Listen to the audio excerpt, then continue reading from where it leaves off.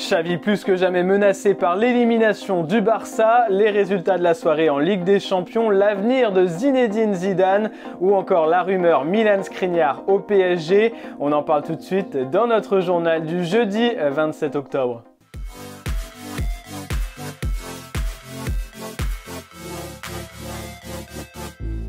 Immense déception à Barcelone ce mercredi, le club catalan a été éliminé de la Ligue des Champions alors qu'il faisait pourtant partie des favoris à la victoire finale après son recrutement XXL de l'été dernier. Lewandowski, Koundé, Rafinha, Kessié ou encore Christensen. Tout ce recrutement pour finalement se faire éliminer dès la phase de poule face au Bayern et à l'Inter Milan. Pour la deuxième année consécutive, le Barça est rebasculé en Europa League et la presse catalane n'épargne pas l'équipe de Xavi ce matin. Échec consumé et ciao caput peut-on lire en une de Sport et de Mundo Deportivo. Les deux quotidiens évoquent le miracle qui n'a pas eu lieu à Milan où l'Inter a battu Plzen et envoyé le Barça en Europa League, mais aussi la nouvelle prestation pas à la hauteur des Blaugrana, laminé par le Bayern au Camp Nou 3-0. Et un homme se trouve au cœur des critiques, il s'agit de Xavi qui enchaîne les éliminations depuis sa nomination à Barcelone en novembre 2021.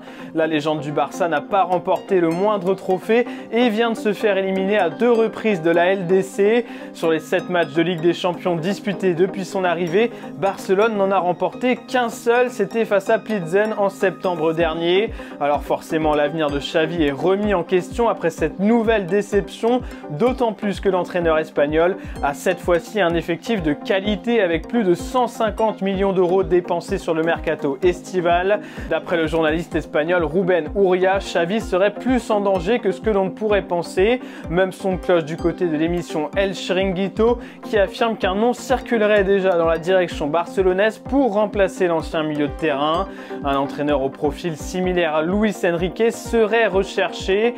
Battu dans le Classico il y a 15 jours, Xavi n'a désormais plus le droit à l'erreur et va devoir aller chercher des trophées en Liga ou encore en Europa League pour rester en poste.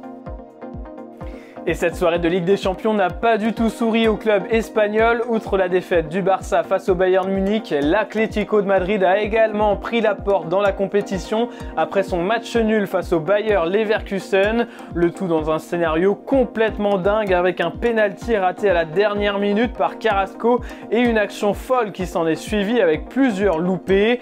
De son côté, Liverpool a décroché son ticket pour les 8e de finale en battant l'Ajax. Enfin, l'OM a fait une très mauvaise opération en s'inclinant sur la pelouse de Francfort. Les Olympiens sont derniers de leur groupe mais gardent leur destin en main. Pour se qualifier, il faudra battre Tottenham mardi prochain au Stade Vélodrome. Mais que va faire Zinedine Zidane dans les prochains mois? C'est une question qui revient régulièrement chez tous les fans de foot.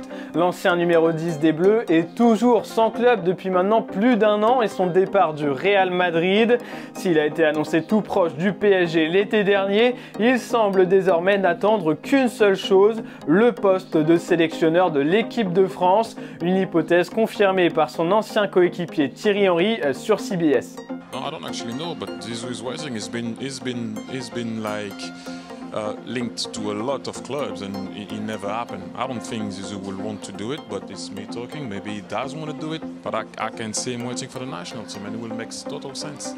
Reste que le poste de sélectionneur est toujours occupé par Didier Deschamps et son avenir dépendra du parcours des Bleus à la Coupe du Monde. En attendant, Zidane a affirmé ces derniers jours qu'il serait bientôt de retour sur un banc.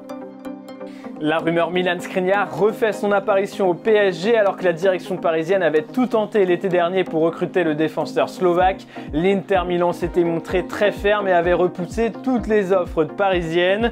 Sauf que Skriniar arrive désormais en fin de contrat en juin prochain et qu'il n'a toujours pas prolongé son contrat. En janvier, il sera donc libre de s'engager où il le souhaite et nul doute que le PSG reviendra à la charge. D'ici là, l'Inter espère bien prolonger son joueur de 27 ans comme l'a affirmé son président aux médias italiens. Skriniar est un joueur incroyable, il sait à quel point je veux qu'il reste, je suis sûr que nous pourrons le garder, a-t-il affirmé. Alors le PSG ou l'Inter, qui remportera le bras de fer pour Milan Skriniar? Et voilà pour les infos foot de ce jeudi 27 octobre. Merci de nous avoir suivis. N'oubliez pas de vous abonner et de liker cette vidéo. Et on se retrouve bientôt pour un nouveau journal de Made in Foot.